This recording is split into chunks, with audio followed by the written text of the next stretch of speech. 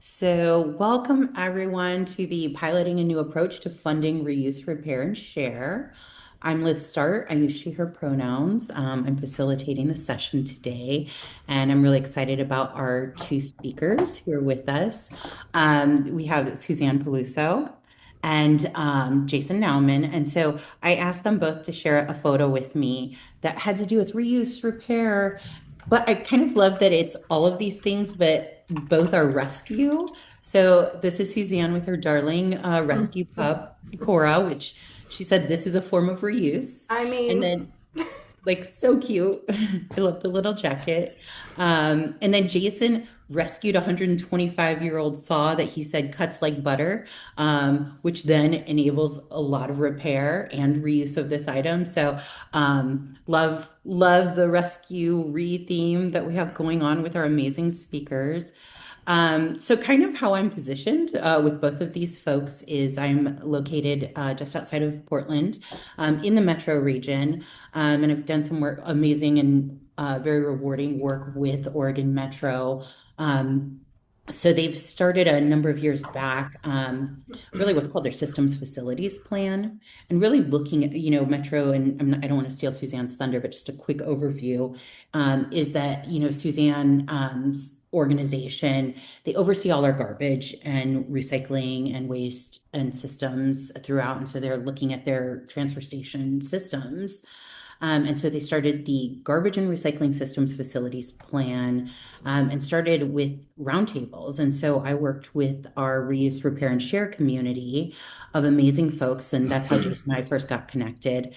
And it was so cool to have a government who wanted to listen to reuse, repair, and share organizations. And just the feedback that we got was so amazing. And, we heard so many things strongly, all like organizations that we work in, like issues with space, like where do you store stuff, needing workshop space, needing to have the right equipment, all of that. But really, like the biggest thing that we heard throughout, and I think even throughout, like no matter who I talk to across the country or the world, the biggest issue is funding and ongoing funding. And so Metro, I think, really took time to listen, and they continued conversations with the reuse, repair, and share community. And as many of you know, and I know this is probably a sore spot, any grants that are available are so competitive, and you have to be coming up with a new program or idea or something, to justify getting that money. And so what Metro did was they pivoted and they looked at funding organizations and, really focusing on reuse operations. So I'm really excited to see government investing in ongoing operations and work that's already being done. I would like to say too, and I don't know if Suzanne, you'll agree with me, but I'm taking credit. Metro originally called it the Garbage and Recycling Systems Facilities Plan. And I said, if you're centering garbage and recycling, you're never going to center reuse. So thankfully they changed it. So it's just a systems facilities plan, and it does the best job I've seen of government plans focusing reuse and repair and share, which is exciting. So with that, I'm going to hand it off to Suzanne, and then after Suzanne's done, then Jason will step in. Oh, really quick, if you have a question in the chat, just to help me like find it at the end when we have Q&A. I just put a copy. If you can use the red question mark ahead of your question so I can find it easily, because hopefully you all are kind of having conversations throughout, but making sure I can call out questions at the end. All right, Suzanne. great. Thank you, Liz. You covered a lot of my ground, but I'll do it. No, it's okay. I'll do it at a deeper cut. So all good. Thank you for framing that up. And I wanted to start. I'm Suzanne Piluso at Metro in the greater. Metro is the planning agency for Greater Portland, so it's an unusual form of government that's, I think, pretty unique to I'm not sure if there's another equivalent in the US. I don't think there is. There's like versions around parks in the Bay Area, but generally, Metro deals with issues of kind of regional concern, so transportation planning, land use planning, systems of parks and natural areas. And one of our key functions is overseeing the garbage and recycling and waste prevention system for 1.5 million people that make up Greater Portland, and that covers portions of 3 counties and 24 cities. So it's a big area, but So a lot of our functions are planning related and policy development. We also have different types of grant programs. And one thing that makes Metro in the Portland region complicated is our garbage and recycling system is a mishmash of private and public entities. Metro manages 2 transfer stations, but there's also private transfer stations and a network of reuse and repair organizations, reuse repair businesses as everywhere, but and a lot of different types of players in the system. So next slide, please. So the system facilities plan that I'm so glad was renamed, thank you, Liz, that Liz referenced, SD Siegel's got a presentation to go a bit deeper in how reuse and repair is showing up in this plan. But this was adopted last year, and it was a vision to tackle some of the biggest challenges in our waste system in the greater Portland region. So it was a blueprint for how we're going to make investments, how we're going to prioritize investments over the next 20 years. And so it's really ambitious. It was multiple years in the making, and there were a lot of engagements with our private, large waste industry players down to like small tool libraries and everything in between in terms of size of organization. But the reuse sector was a high priority for engagement, and I just want to emphasize how much the reuse, the sustained coordinated advocacy of reuse organizations helped change our funding strategy for the grant program that I now manage. And so it's just, if you take nothing away from this, just know that, policymakers are listening, and when the opportunity is right to strike, like definitely making sure coordinated advocacy is part of your tactics can have a huge impact. This a key investment area in the plan was this new reuse impact fund, and it's really unique for Metro. So next slide. I want to talk about how well, first off, the language that showed up in the plan reflects directly what we were hearing for years from reuse organizations, that they need consistent, flexible funding to support the services they're providing. And the reuse organizations are providing critical waste stream services. They're as important as these other players in the system. And they really, have been making that case strongly. And that ties so beautifully to the data presentation I was just at. They, had the receipts and made the case and continue to make the case and continue to advocate for the services that they provide the region. So this led to the creation of the Reuse Impact Fund, and it's beginning as a 3-year pilot to provide multi-year flexible funding to nonprofit organizations. So we're in year 1 of the pilot right now. The asterisk is because I have to say this caveat, we're not allowed to make multi-year contracts actually. So the caveat being that years 2 and 3 have to go through Metro's normal annual budget process, but the intent is 3-year grants. And the total funding is $1 million per year, each year for 3 years. So next slide. Next slide, please. Great, thanks. So what are we trying to achieve with this funding? So the pilot goals, and this could evolve if the program continues beyond the pilot, which we really hope it does, is first we're trying to get more materials out of the waste stream. At the end of the day, we're trying to divert more materials and get them into positive environmental and generate positive environmental and economic benefits through that diversion. And we've focused on a set of priority materials this round. Textiles, building materials, electronics, appliances, furniture, bicycles, and tools. And number 2 is we want to help organizations build operational sustainability and invest in ways that enable strategic growth that can be sustained long term. And third, we want to directly advance equity through these grants. So we were looking at funding organizations working in sort of equity focus areas, underserved areas of the region, and also workforce practices within these organizations. Are they paying livable wages? Can the grant make these wages livable? Are there sort of professional development opportunities? Those are the kinds of things we were looking for in grant applications. Fourth is to partner with the organ or the agency to measure and share the environmental and economic benefits of reuse, repair, and share. This we're referring to this as the data partnership goal, and I'll talk more about that in a few slides. Next slide.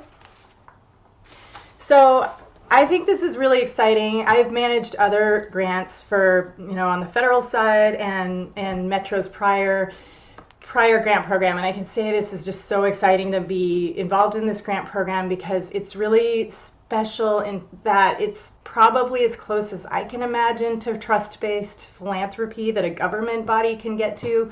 Again, it's a pilot, we'll see how it goes, but it's multi-year, so that's somewhat stabilizing. It's not covering every bit of the need of the financial needs of organizations, but it's providing some stability, some knowing where some set of your funding is coming from for a few years. And that's really, it's been striking to me how quickly organizations are moving into expansions with some of that confidence in having that funding. And it's really flexible. Like Liz said, this is can be general operations. It can be really boring stuff like rent and insurance and things like that. And we've structured it to be really flexible so organizations can move their funding around as the needs change pretty easily. What else do I want to say? I think that's it. So next slide. So the pilot was focused on nonprofit organizations. With the amount of money we had, we decided not to open it up to for-profit reuse organizations for this round. That could happen in the future, but by focusing on nonprofits, we really have that public benefit piece really well established.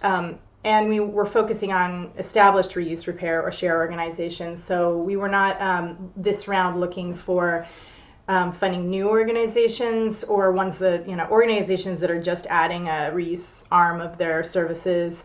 That, again, could happen in the future. Hopefully with more funding, there could be a tract for new entrants into the system. But for the pilot, we were looking for organizations with proven track records, and they had a limit of the funding is they had to be local and operating within the metro region.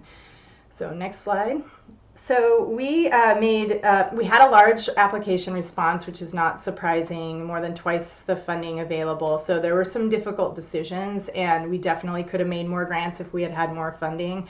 Really good organizations were, we didn't end up getting the grant. So that was hard, as it always is, but funding was awarded to 16 organizations, and the grants were between $10,000 a year for 3 years to $150,000 a year for 3 years. So next slide. And here are the funded organizations. I want to highlight that no one got their full, pretty much no one got their full ask. There were a lot of partial awards so that we could fund more organizations, but yet still have impact. So, excuse me, the little icons here highlight the diversity of materials and products. So there's everything from tools to electronics to pet supply reuse to bicycles, furniture, building materials, and clothing. So on the left are the 4 tool libraries that applied for funding, and all of them got the grant. And so those are smaller grants, but they're in some cases more than 100% of the organization's budget. So that in aggregate, that's pretty impactful. And then the larger grants went to organizations like the Rebuilding Center, which do large-scale building material reuse, and Community Warehouse, a furniture bank in the region. So the tool library is just to highlight some of the things that were in the applications that they're already starting on. They are looking at using these grant dollars to expand their service hours and educational programming, supplies, translating into languages other than English, marketing campaigns, moving into larger spaces or building out their existing spaces to be more efficient. Those are just some of the things that are underway or are going to be started soon. The larger grants, a lot of them were just, we expected that in the first year of the grant they would use a lot of the funds just to sort of stabilize in this difficult economy to continue paying rent and staff. But a lot of them are moving forward to expansions of their work, like purchasing vehicles for additional collection of bulky items, additional staff to add reuse services and hours, acquiring larger space to receive, sort, process, repair items, implementing e-commerce systems. So there's a lot of movement, and we're only a few months into the grant. So next slide. So I wanted to talk about the data partnerships aspect. That's the fourth goal. This is something I'm really excited about. This was one of the sort of policy hooks that helped get the grant program approved. But I made a condition of the grant that all of the 16 organizations are required to work with us to get better data across the sector for reuse, repair, and share impacts.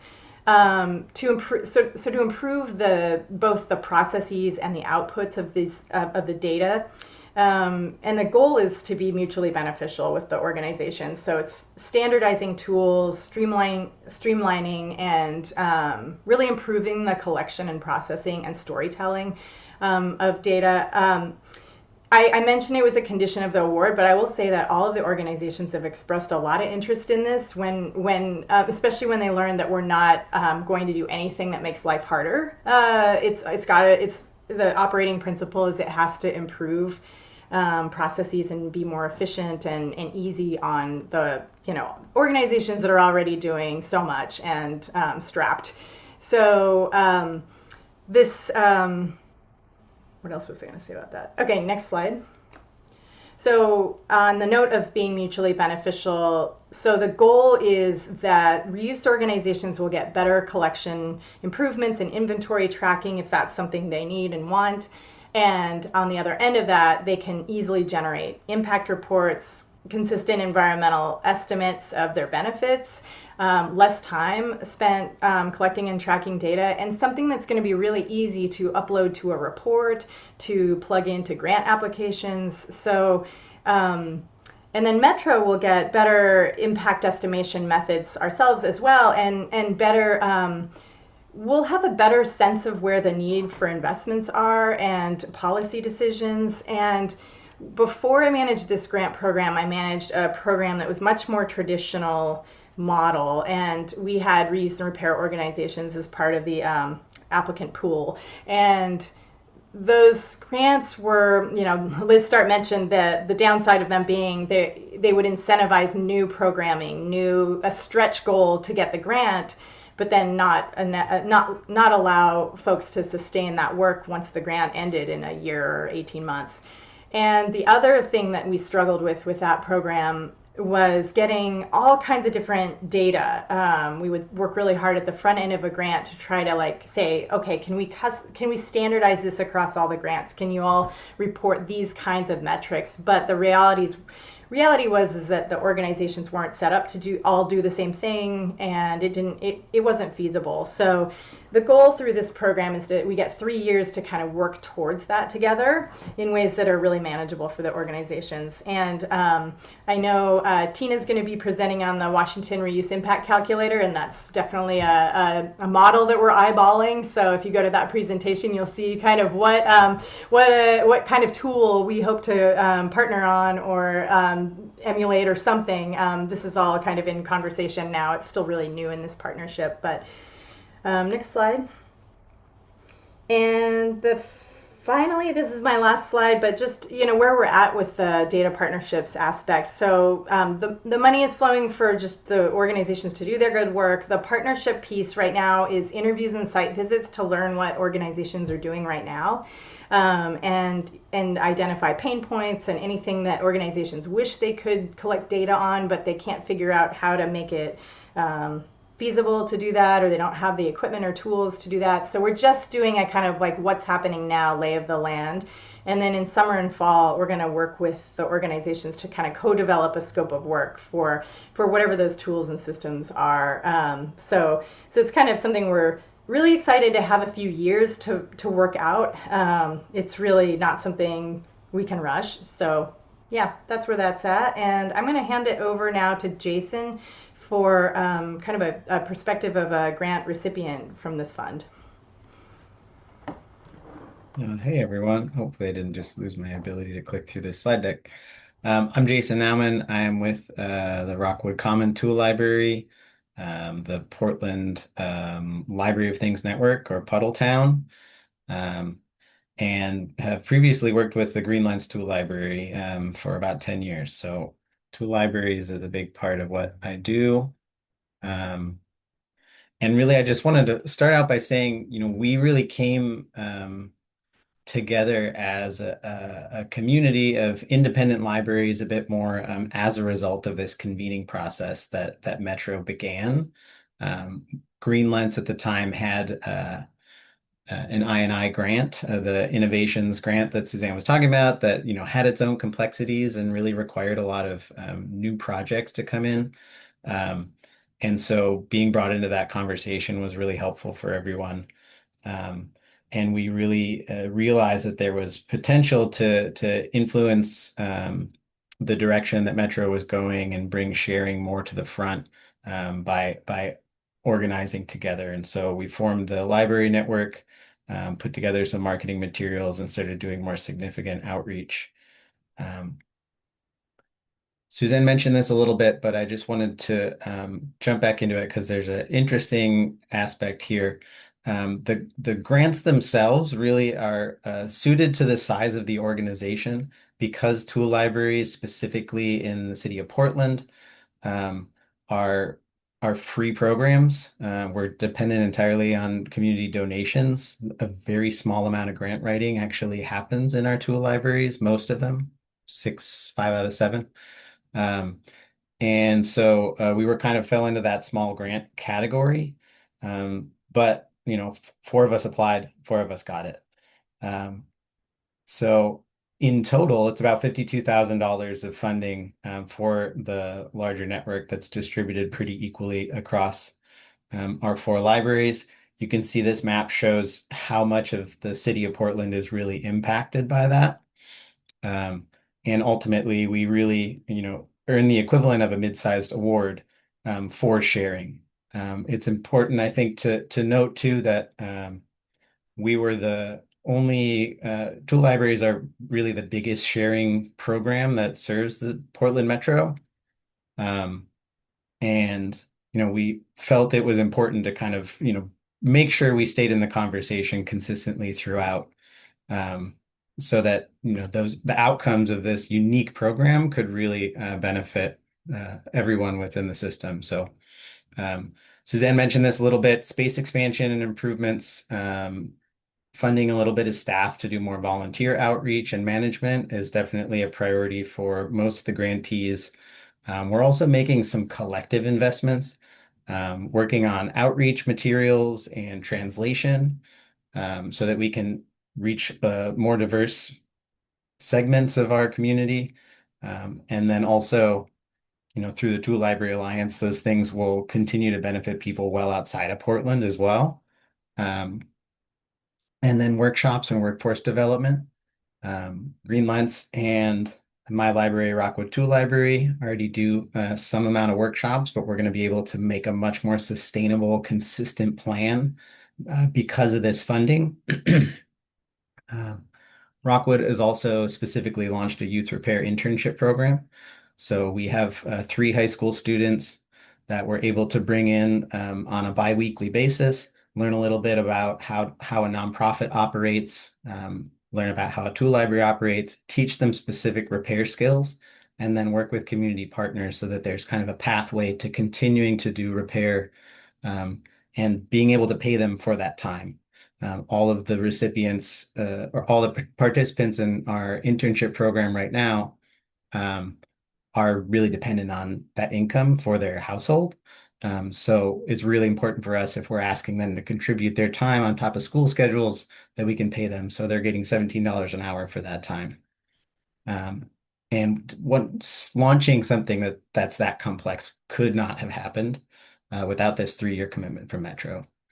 And then also establishing sustainable revenue models. So some of those scaling that we have to do, that we are doing, um, is kind of a scary thing when you're entirely donation based. And so having this 3 years to really scale up and figure out ways that we can use things like the tool sale model that they use up in Shoreline, up in Seattle area, and trying out different things over the next couple of years, it gives us that flexibility to not also having to be getting into the weeds of reporting every single one of those details. But so we're moving into a 2,600 square foot space through Metro support. We can make that commitment. We're also able to get our local government here, in the county, to trust us with that space. So they're actually going to be contributing that to us rent free. So, bringing other people into the conversation has really been a big part of that. So, and then again, with that repair internship, trying to really build up that local repair economy, training more volunteers that can help out at repair cafes and maintain our tool inventory. Um, and the thing maybe that I'm most excited about is I'm kind of a little bit of a data nerd. I'm an underskilled data nerd. But we have a lot of data available, and obviously being respectful of, all of that, making sure we're anonymizing that so that it's not a danger to or a risk to anyone. We don't have a lot of super sensitive data, but we do have a lot of behavioral data. So the libraries that are involved in this grant program, some of them have been operating for 15 years already. So we have really a lot of information that we can utilize and kind of map. We can see what the highest impact items are so that new libraries and other smaller sub-locations, whether they're run by Metro or in other places, can figure out what's going to have the highest impact and the highest borrowing rates. Um, we can really monitor or retroactively look at how things have grown and expanded, and as these libraries have slowly moved eastward and launched at different times over the last 10 years, how the community kind of engages with them. And there's a synchronicity with the way tool libraries have popped up and the cost of living that's moved over. So a lot of interesting things that we'll be able to look at. And then really all of that data is connected to actual tools. So we'll be able to link carbon impact retroactively over the last 10 years and see what kind of collective difference we've all made and what's possible as we kind of move forward. So yeah, we're really thankful to be a part of the conversation, to be supported by Metro, um, and developing things together. It's been great. It's been very conversational in a lot of ways. They've been very patient and generous with their time and in putting together the grant application as well. Like I said, many of these organizations don't have any staff or infrastructure or experience. So that was a huge help. And we've already had a collective meeting to talk about the data. We're excited to be, kind of collaborating on that and figuring it out in a way that's not going to be burdensome for, again, almost entirely volunteer-run organizations. Thank you, Jason. Thank you, Suzanne. So we're going to take some time for questions and then just really quickly, I'm going to drop a link in the chat that is Jason uploaded some resources. I think this is the right chat. If not, you can find it in the lobby or under the sessions page. But thank you all very much. So a couple questions, coming through, seeing some great conversation around medical equipment. And Colleen asked a really good question about like, if an Eastern Oregon tribe would be eligible for this. And so, Suzanne offered her information. I will say too, Colleen, I put in the tribal liaisons information too if you don't have connection. And I would love to connect. There's a tribal group in Alaska that I'm connected with that's looking to get connected to other tribes doing reuse, repair, and share. So if you want to share your email, that would be great. Um, so yeah, I don't see any questions in the Q&A, and just Colleen's was the little red question mark. But yeah, if you all want to like raise your hand if you want. But I guess for me in the meantime, Suzanne, my question for you is how can other local governments and jurisdictions start to get their council on board and kind of plant the seed to start to support the reuse organizations in their committee communities? Well, it's a good question. I want to be really careful. I was thinking about this after I said, hey, go advocate, go push your. There are restrictions that specific funders have that are immovable. So not everyone can do this. We have a lot of flexibility with these funds. So and then there's political issues and just a general. I think there's a general like reticence to.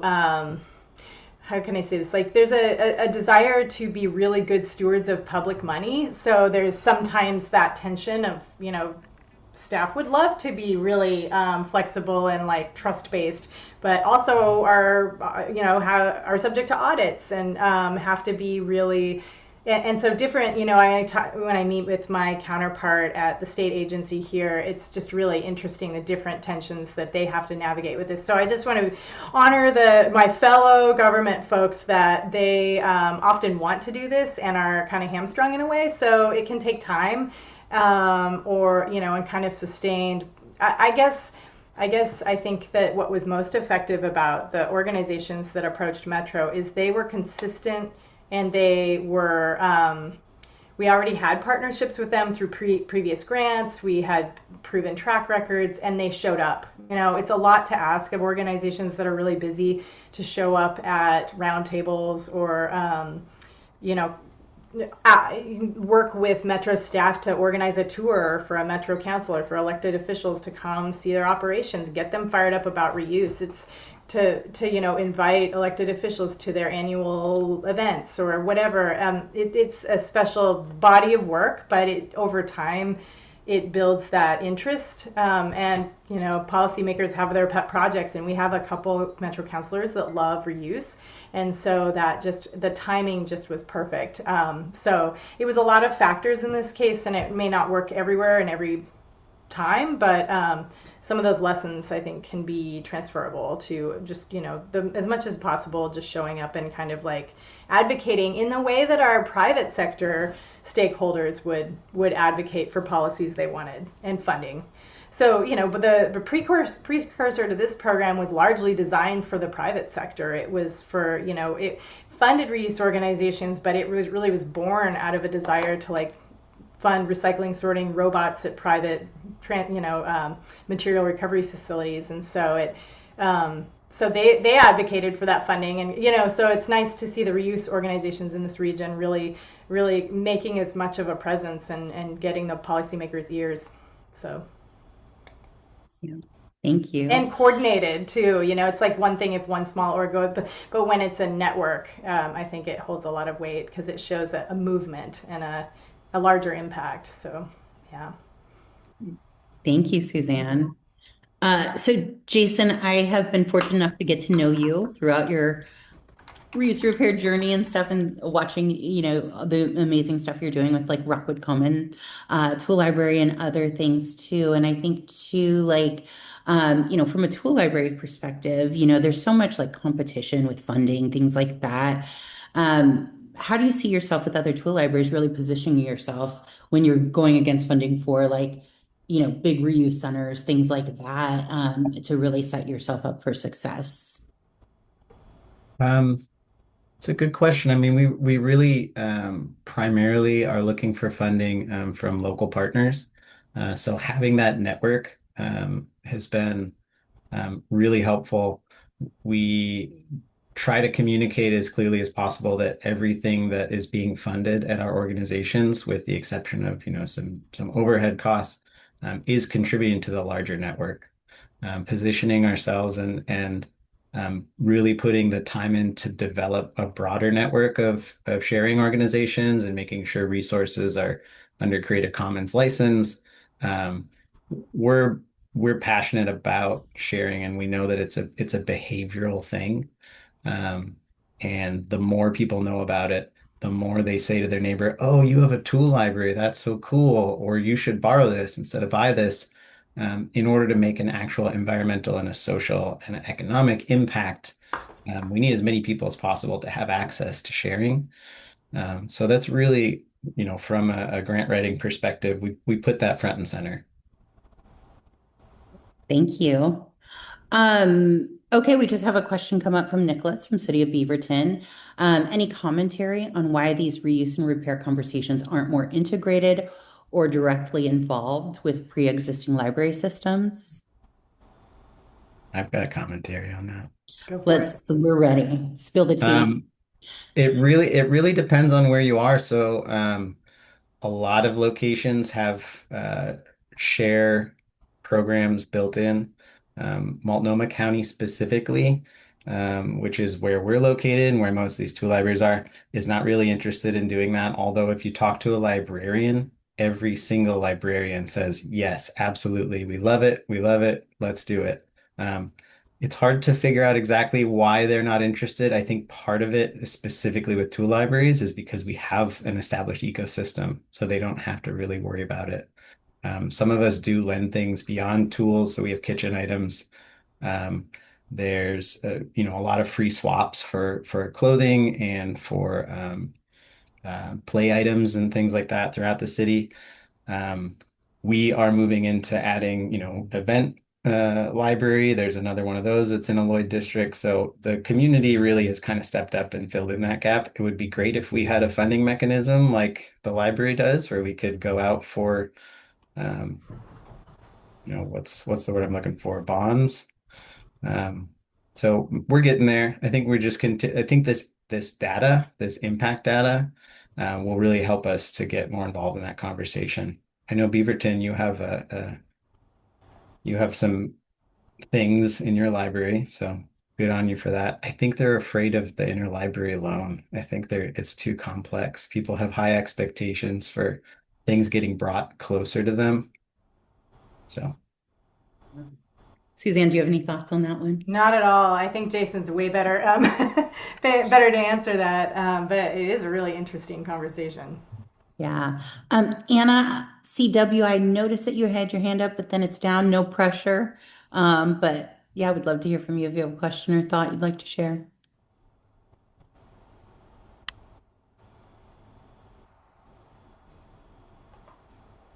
All right. Any final questions? There's some really great conversation. Okay, Margot has a question for Jason. Sounds like you said the tool libraries are free but supported by donations. Aren't membership-based libraries an inherent barrier to expansion? If you're not always fixing your house, you don't see membership being economical. yeah, I mean, that's a factor. I think there's a lot of people that like to have access to those things and like to support um, the work that we're doing and continue to maintain those memberships. Um, but I don't know. I think like a sliding scale membership model is really an important way to get the community to understand that this is a service we're providing, just like Metro provides a service in terms of recycling. It's a way that you're making your entire environment and the economics of the situation a lot more equitable. So we do encourage people to sign up for those sort of things. Um, I won't Yeah. get into the weeds of that conversation. Portland had established tool libraries before I even lived here. So we kind of were born into a free membership model. And I think it's really great for the community. Um, but it does make things a little bit harder. Yeah. Um, Jason and Suzanne, just any final parting thoughts you'd like to share with folks before we go to the break? I mean, I think one of the things that I'll just add is that where we're at right now is trying to figure out how we're going to evaluate this pilot to see if it was a success and make the case it was a success. And we'll be looking at those four goals of what we're trying to, did the investment result in more material diversion? This data partnership is going to help substantiate that. And did it advance equity? Did it help the? It's challenging. We haven't figured out how to measure operational sustainability. So there's still pieces of this pilot we're building out as we're doing it. But the first priority was just getting the money out the door. But now we're trying to think about like in year two we'll start already. That's going to be here so soon, and so start thinking about what we're looking at to evaluate. So if there's any folks, funders on here who want to chat about this model or anything we've learned or exploring, I'd be happy to get together online or in person if you're local.